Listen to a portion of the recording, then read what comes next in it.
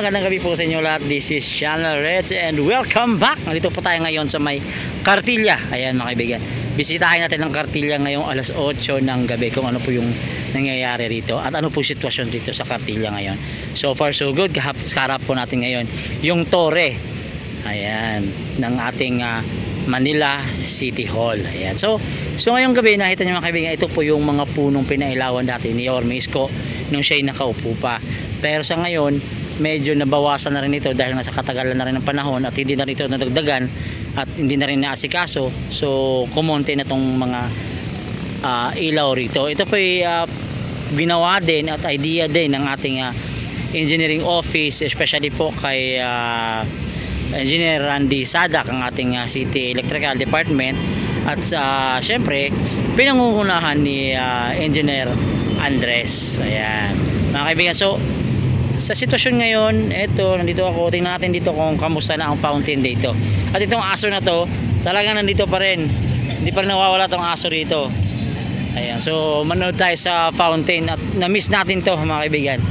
At ating balikan at abangan natin kung ano ang gagawin pa ni Yorme dahil ngayon June 30 and July, ayan, magsimula na po itong ating pag-uupo ng ating bagong Yorme, ang ating pagbabalik ng ating Yorme Isko. Yun o. Maganda ka, pwede na. So ito po yung fountain. Ayan.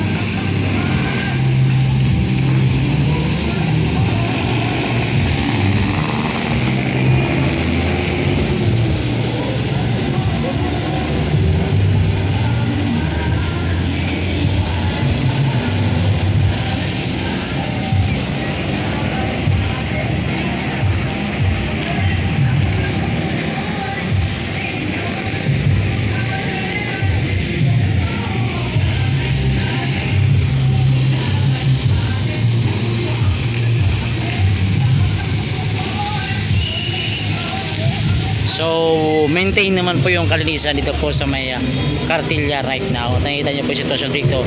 May mga kababayan pa rin tayo dito, pinipiling tumambay rito. At so really, ang dami pong pinagdaanan itong ating Cartilla. At re-rewind lang natin, naalala nyo dati si Yorme dito nakaapak ng etyas noon sa lugar na to. Kasi naabutan ko noon, dito sa ilalim niyan, bukas yan at meron nakatira dyan sa loob. Pero nung umupo si Yorme noon, naayos so yung Manila. So ngayon, sa pagbabalik ni Yorme, Manila will be great again. So abangan natin yan kung anong pasabog pa ni Yorme. Maraming naiisip si Yorme na abangan natin. Pero syempre, uunahin mo ni Yorme kapakanan na taong bayan. Dito po sa lungsod ng Manila. District 1 man hanggang Distrito 6, tuloy-tuloy po ang kanyang magandang plano. Especially po sa mga pabahay. Yan ang isa sa mga abangan natin. So ayan, ito po yung fountain. Papakita ko lang po sa inyo yung sitwasyon dito.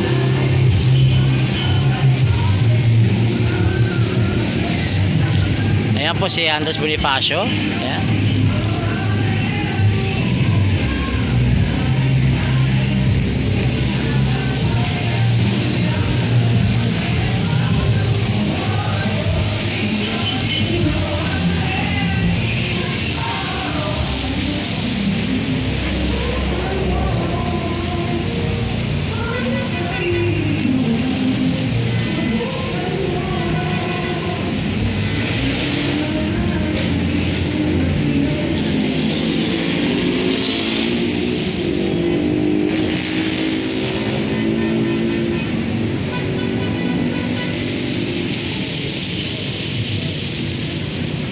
Ayan, so konting ikot ko lang kayo rito sa mga nakakamiss po ng Cartilla.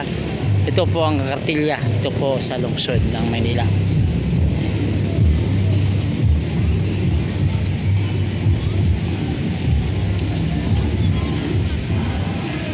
Dito tayo sa tambayan natin dati, kung saan tayo tumatambay. Ito po yung may libreng wifi na pinatayo at ibinigay sa mga kababayan natin at mga taga-lungsod ng Manila. At hindi naman taga-lungsod ng Manila, lahat po welcome na gumamit yung wifi na to. I don't know kung gumagana pa to, pero tingin ko wala na kasi hindi na rin umikot yung camera.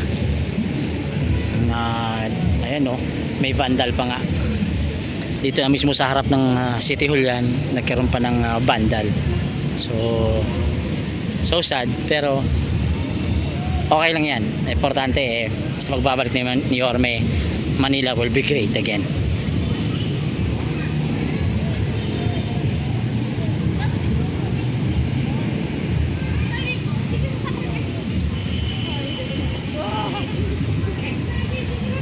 You know? Ang bilis maglakad na, naikot mo agad So mga kaibigan, supportahan din natin. Oo. Daanan din natin dito yung yung local coffee shop. Ito po yung SGD Coffee. Ayan, so na-miss din natin kaso nga lang balita ko, yung time ng election nag-close po itong SGD. I don't know why. Pero yun ang kwento sa atin ng ating mga kababayan from CSF. Pero I hope na magbubukas na ulit yan sa pagbabalik po ng ating Yorme Isko Moreno at kasama na po ang ating bagong Vice Mayor Chi Atienza. Siyempre kasama din lahat ng mga Yorme's Choice at mga konsihal na nanalo nitong panahon ng eleksyon.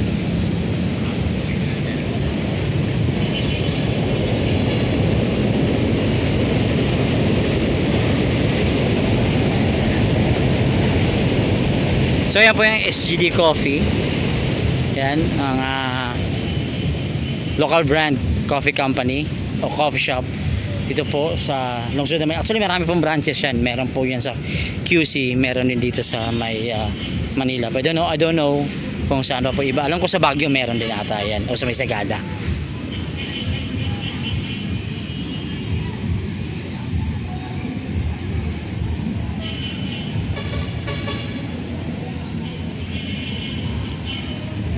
Ayan, so meron pa pong mga nagmo-model po dito. Ayan.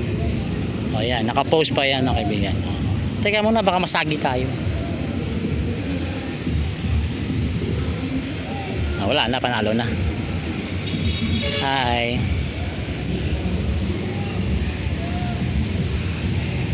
So ikot-ikot na tayo dito. Pinapakita ko lang sa inyo yung sitwasyon dito. Maayos naman po ang sitwasyon rito. Hindi naman po napabayaan. And then yun nga lang, medyo nabawasan na po yung mga halaman na nakatanim ho rito. Pero well trim naman po yung mga halaman dito. Ayun, ito na. Pero may mga kulang na kasi dito, nagbabakante na. Actually naka-landscape naman pala. Naka-landscape naman, maayos naman kasi maliliit pa. Not like dun sa may Manila Zoo talaga na makakapal na talaga yung mga halaman. So ayan lang, konting ikot lang. Alam kong marami nakakami sa lugar na to. Still, number one, safe pa rin ang lugar na to. Dahil ito ay nung iniwan ni Yorme at ito ay continue pa rin namang naaalagaan yung kalinisan at kasiguridad ng lugar na to. Kasi nga, itong lugar na to ay special na lugar.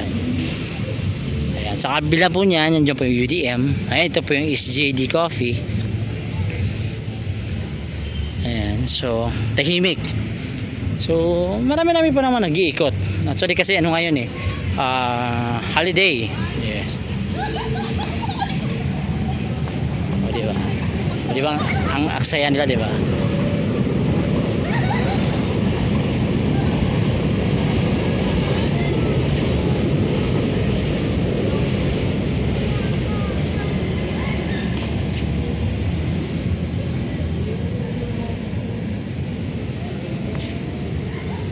So ayan po yung banyo na sasabi ko natin na public CR natin na naka-aircon. Ayan. So still alaga naman. I don't know kung gumagana pa aircon, pero I hope so. Gumagana pa rin yung aircon dyan sa lugar na yan. But anyway mga kaibigan, na yan, ito po yung sitwasyon dito. Ito po yung itsura ng ating kartilya ngayon. So ayan, dyan pa yung mga bollards natin. Yung iba okay naman since naayos naman, kasi dati problema nitong mga bollards na to pag nasandalan tumba, pero I think mabuti hindi na nasasandalan ng mga tao, at least hindi nagkatumba. Pero iba talaga, may tabingin na talaga na mga bollards. So anyway mga kaibigan, ayan, ito po ay short tour ko lang sa inyo dito po sa loob ng Kartilya. Alam kong maraming nakakamiss At ako'y napadaan lang kasi gusto ko makita yung sitwasyon ng Cartilla pag gabi.